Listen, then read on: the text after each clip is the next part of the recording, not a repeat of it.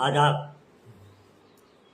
नई तालीम यानी नई एजुकेशन पॉलिसी के हिसाब से तालीम जो है अब वो एक नया दौर शुरू कर रही है। जैसे कि हमारे बहुत से साथी जानते होंगे, सन 2020 में नई एजुकेशन पॉलिसी, जिसे हम NEP के नाम से जानते हैं, NEP मतलब न्यू एजुकेशन पॉलिसी के नाम से जानते हैं, उसका बिल पास हुआ है और क़ानूनी तौर पर ये पॉलिसी अब रेगुलेट होगी और हिंदुस्तान में इस पॉलिसी के हिसाब से एजुकेशन दी जाएगी, स्कूलों में भी और हायर एजुकेशन में भी, यानी कॉलेजेस और आगे पढ़ाई के लिए। तो अब इस पॉलिसी में क्या नई चीज़ लेके आ रहे हैं, कौन सी बातें ऐसी सोची गई हैं या जिन पर गौर किया गया है कि अब पढ़ाई में कुछ तब्दीली लाना ज़रूरी है। और आपको जैसे कि इल्म होगा कि नई पॉलिसी के मुताबिक तमाम स्कूलों को, तमाम इदारों को जो कि कोर्सेज तैयार करते हैं और कोर्सेज के लिए जो किताबें पढ़ाई जाती हैं वो तैयार करते हैं। मिसाल के तौर पर NCERT स्कूली किताबें तैयार करता है। तो इनके लिए इनको हिदायत दी गई है, इनको इंस्ट्रक्शन दी गई है कि ये नई पॉलिसी के हिसाब से देखें और करें और उस हिसाब से किताबें नए सिरे से तैयार करें और उस तब्दीली के बाद इनको पढ़ाया जाए इन किताबों के मुताबिक।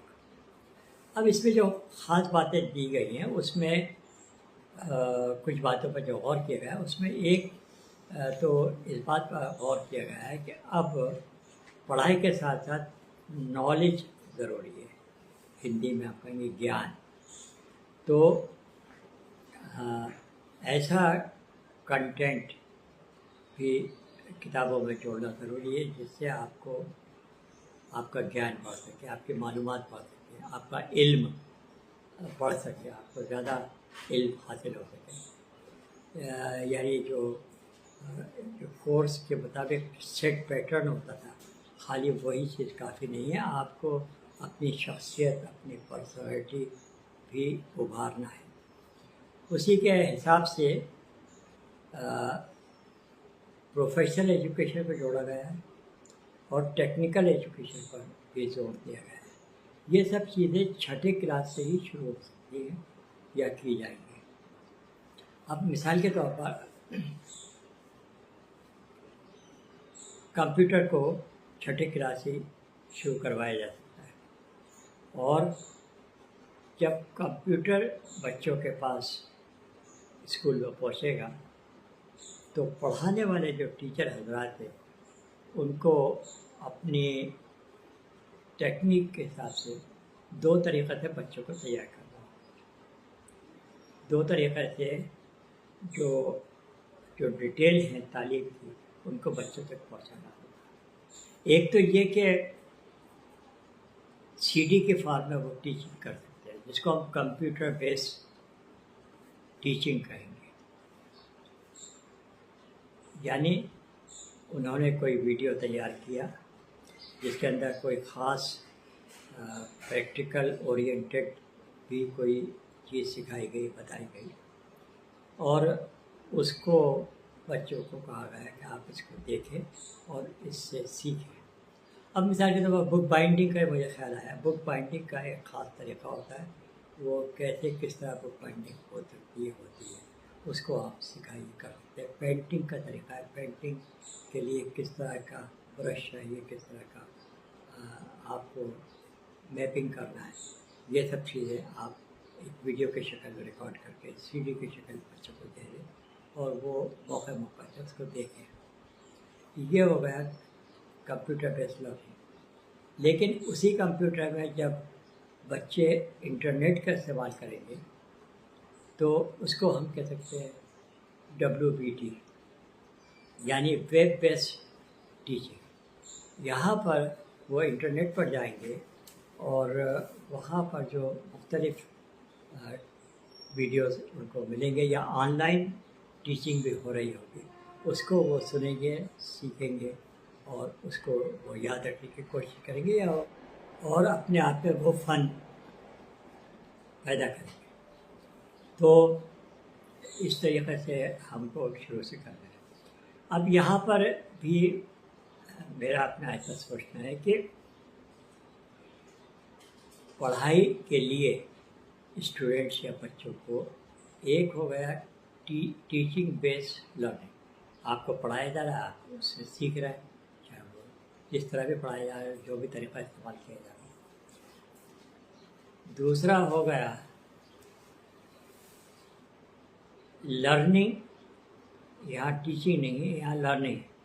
مطلب آپ نے انٹرنیٹ پر کوئی بھی ویڈیو تلاش کیا اور اس کو خود ہی دیکھا, یہاں تک کہ آپ کو کوئی کیوریسٹی رہ گئی یا کوئی آپ کا سوال ایسا رہ گیا تو آپ اے آئی آج کل آ گیا آرٹیفیشیل انٹیلیجنس, آپ وہاں جا کر یا چیٹ جی پی ٹی آپ وہاں جا کر سوال لکھیں گے اور آپ کو وہیں جواب مل جائے گا. اس کا مطلب یہ ہو خود ہی آپ نے کوئی فن, کوئی کلاکاری کسی ویب سائٹ پر دیکھی انٹرنیٹ کے ذریعے, اور پھر اس میں جو آپ کو جگیاسا پیدا ہوئی یا کوئی سوال آپ کے ذہن میں آیا تو آپ انٹرنیٹ کی مدد سے ہی اس سوال کے جواب حاصل کر سکتے ہیں اور اپنے گیان کو یا اپنی لرننگ کو آگے بڑھا سکتے ہیں.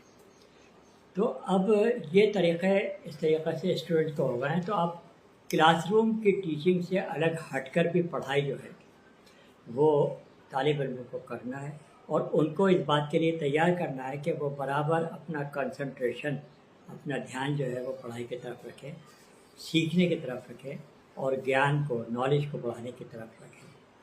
یہ تو ہو گئی یہ بات. اب ایک بات یہاں اور کہنا تھی, وہ یہ کہ جب بچے اپنے آپ کو تیار کر لے تو پھر ان کو اس بات کے لیے کچھ جس کو کہیں گے پریکٹیکل لرننگ بھی کرنی ہے.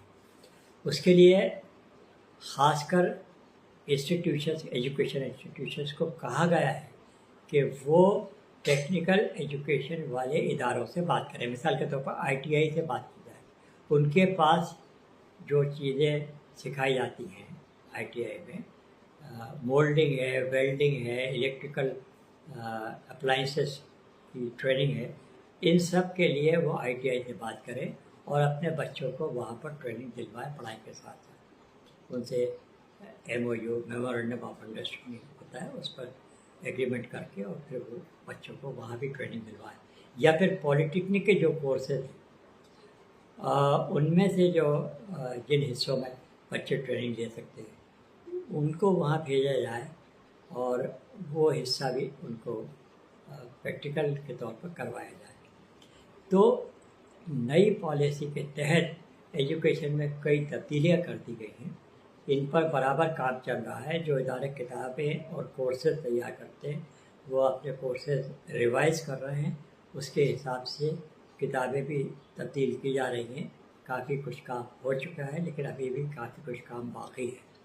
امید ہے کہ آنے والے دنوں میں ہماری تعلیم کا ایک نیا دور شروع ہوگا اور ہمارے بچے نئے طریقے سے پڑھ کر آگے بڑھ سکیں گے.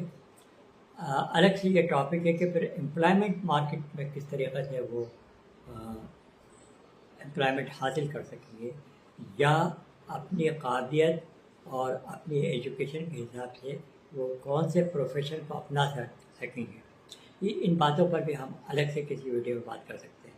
فی الحال ہم نے اس بات کو دوہرا سکتے ہیں کہ سن 2020 میں ایجوکیشن کی نئی پالیسی لاگو کی گئی ہے اور اس کے حساب سے نئے کورسز اور ان کورسز کے حساب سے نئی کتابیں تیار کی جا رہی ہیں اور بچوں کو ان کے حساب سے ایجوکیشن کی طرف لایا جا رہا ہے, ایجوکیشن دی جا رہی ہے اور دینے کے لیے ان کو راغب کیا جا رہا ہے, اس طرف لایا جا رہا ہے. امید ہے کہ بھارت سرکار کی یہ کوشش کامیاب ہوگی اور ملک کو اس سے مدد ملے گی, بچوں کو اس سے ذاتی طور پر بھی مدد ملے گی اور بہتر ہمارے یہاں مین اسکل تیار ہو سکے گا.